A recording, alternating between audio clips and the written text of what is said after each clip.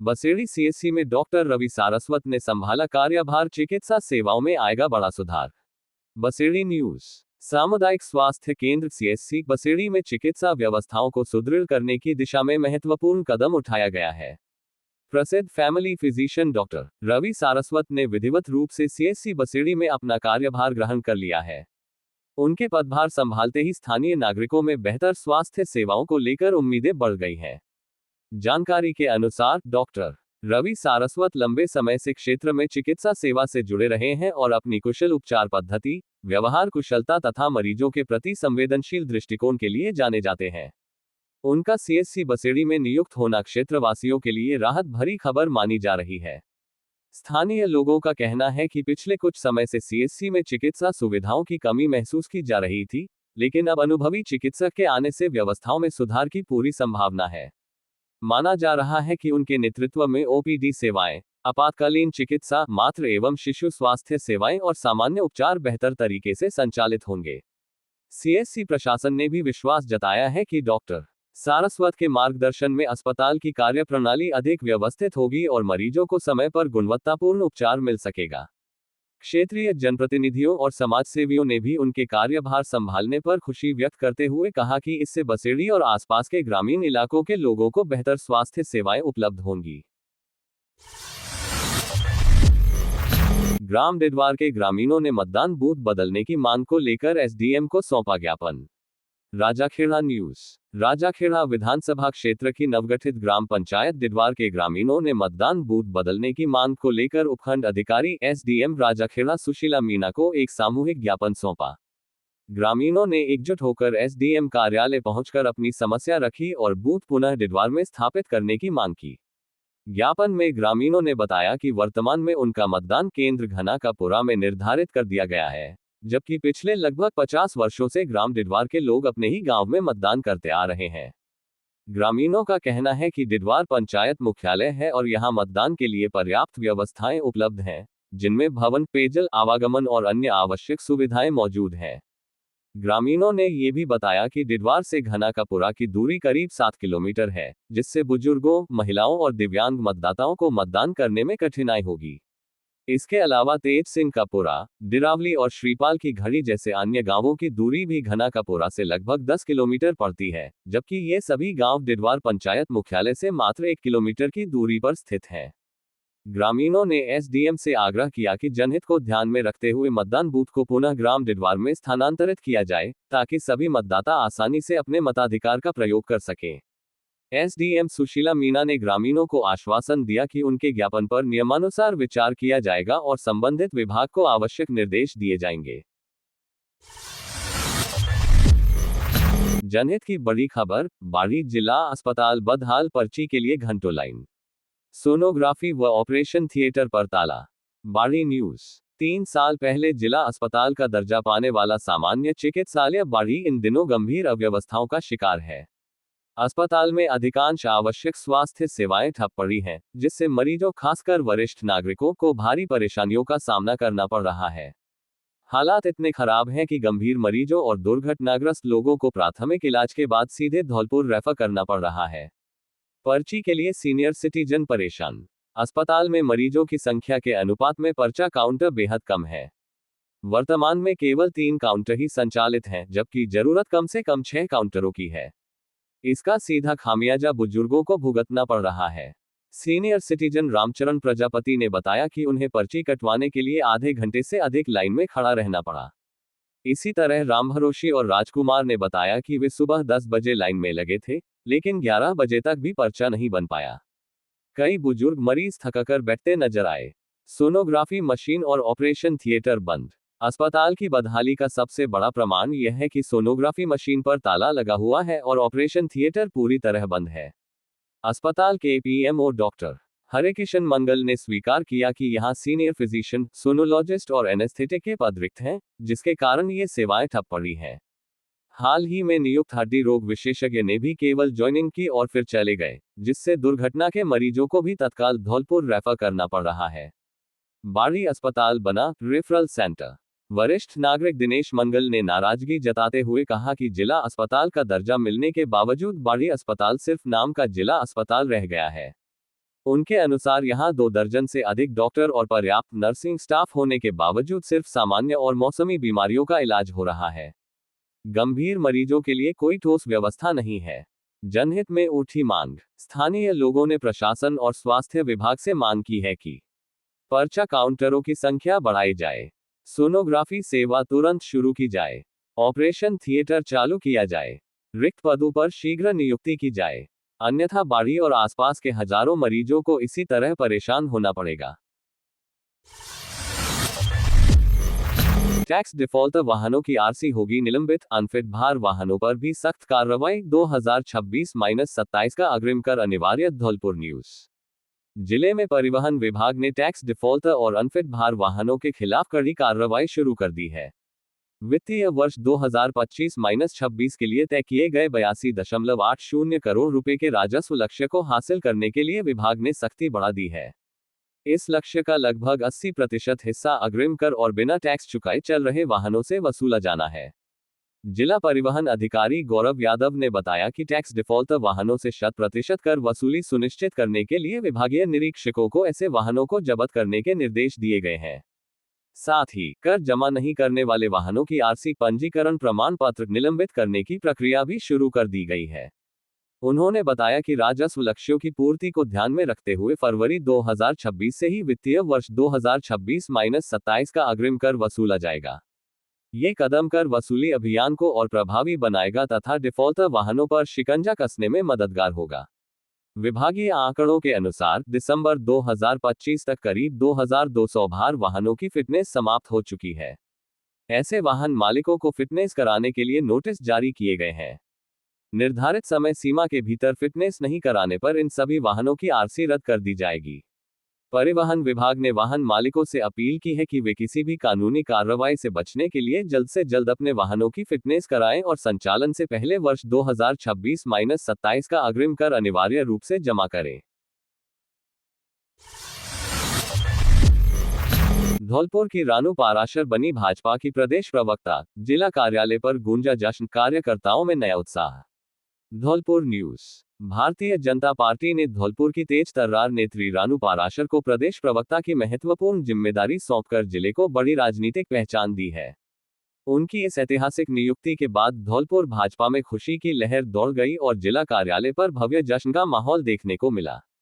प्रदेश अध्यक्ष मदन राठौड़ के नेतृत्व में आयोजित कार्यक्रम में कार्यकर्ताओं ने एक दूसरे को मिठाई खिलाकर अपनी खुशी का इजहार किया। ढोल नगाड़ों और जयकारों के बीच कार्यकर्ताओं ने इसे धौलपुर के लिए गौरव का क्षण बताया। पूरे कार्यक्रम में उत्साह, उमंग और ऊर्जा का वातावरण बना रहा।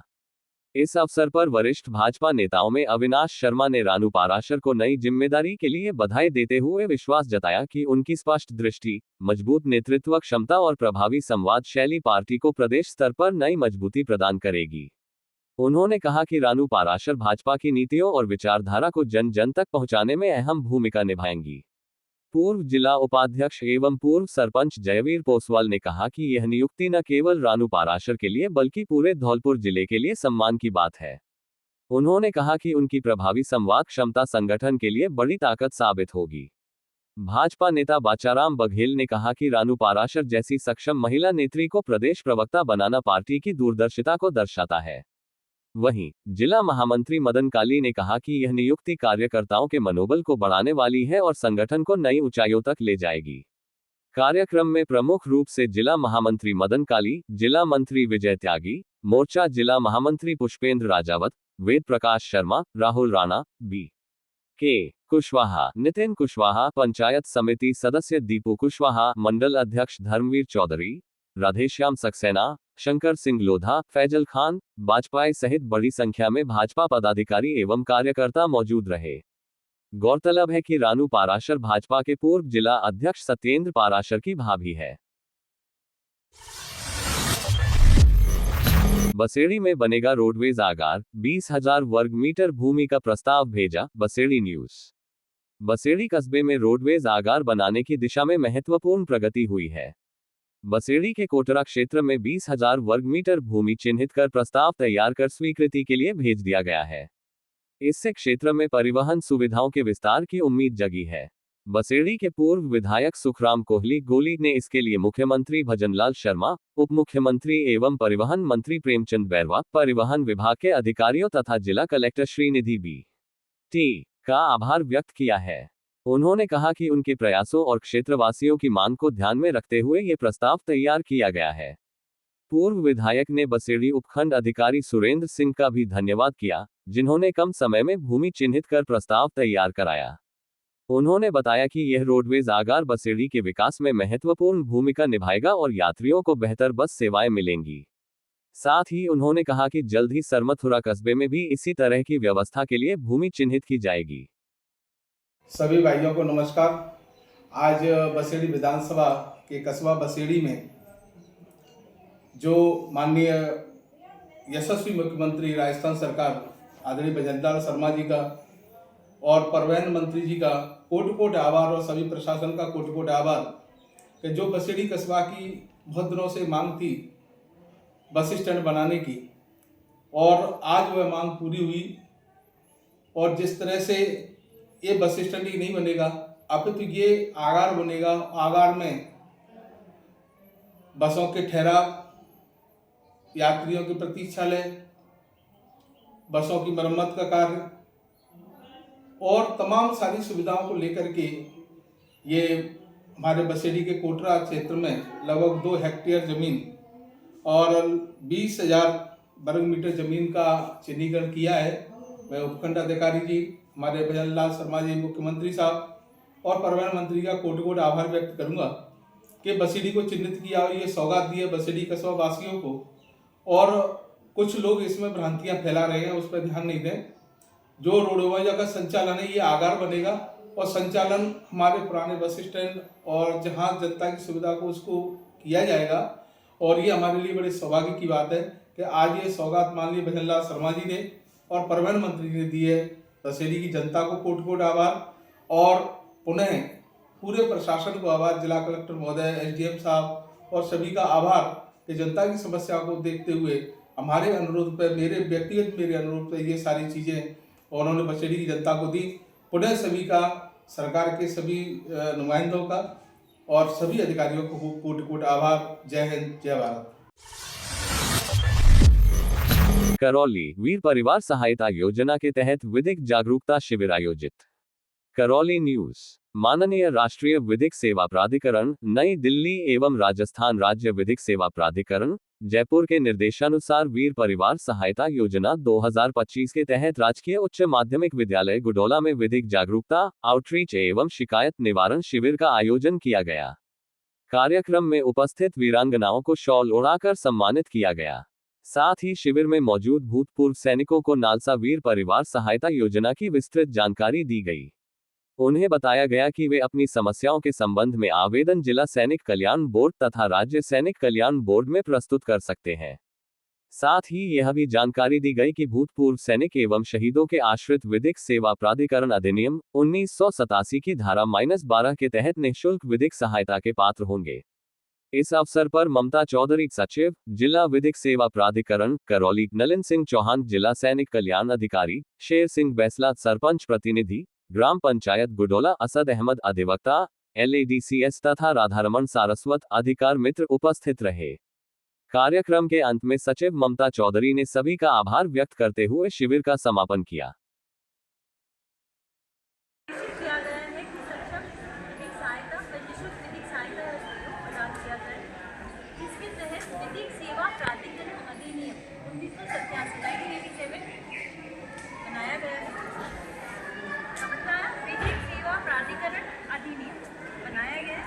जिसके अंतर्गत विधिक सेवा प्राधिकरण, जो कि एक संवैधानिक संस्था है, का गठन किया था।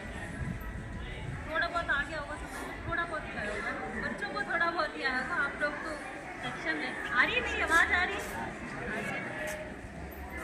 बेसिकली ये जो संस्था है उसका कार्य क्या है? इसका कार्य है कि कमजोर समाज।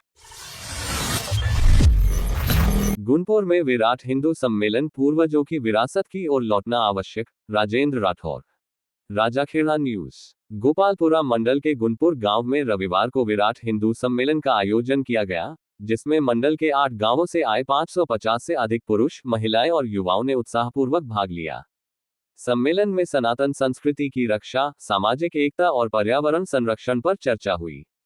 कार्यक्रम के मुख्य वक्ता राष्ट्रीय स्वयंसेवक संघ के सह विभाग कार्यवाह राजेंद्र राठौर ने कहा कि हिंदू समाज को अपने पूर्वजों की विरासत, परंपराओं और संस्कृति की ओर लौटना होगा।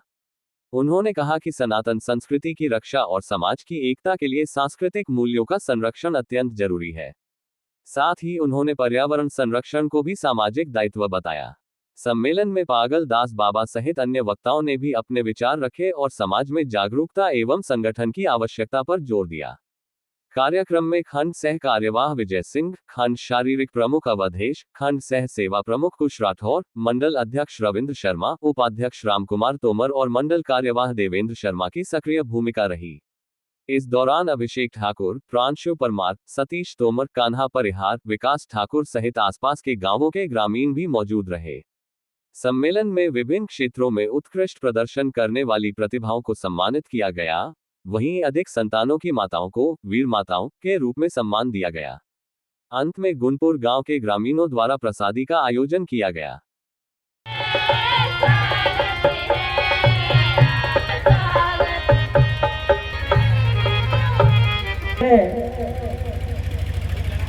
भाई साहब से आगे हेलो, जो हमारे समक्ष हम सब पर उनकी बहुत बड़ी कृपा। भाई साहब से आग्रह करता हूँ, जिस उपलक्ष्य के लिए हमें यहाँ उपस्थित हुए हैं वो सार हमारे बीच